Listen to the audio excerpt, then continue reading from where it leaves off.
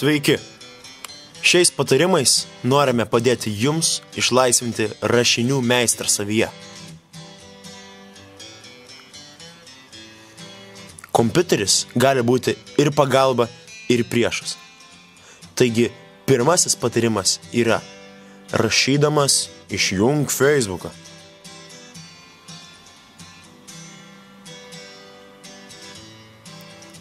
Be to, išmintinga būtų pakeisti savo kompiuterio darbalaukį į akademijos pavadinimą, datą bei rašinio temą.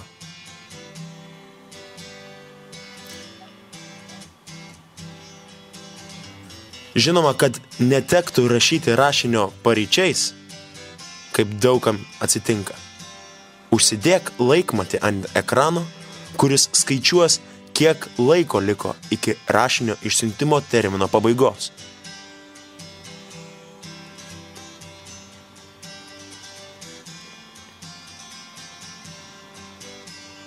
Nepamiršk įsigilinti į kiekvieną temos žodį.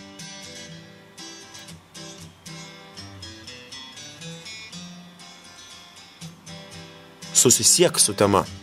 Rask, kas joje yra artima tau.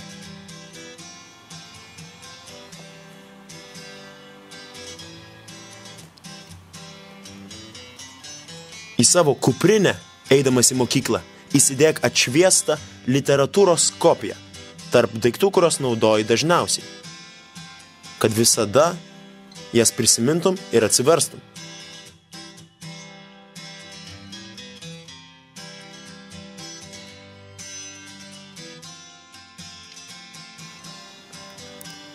Bet vis dėlto svarbiausias patarimas yra šis: prieš rašant pasimelsk. Šventoji dvasia geriausia rašytoja.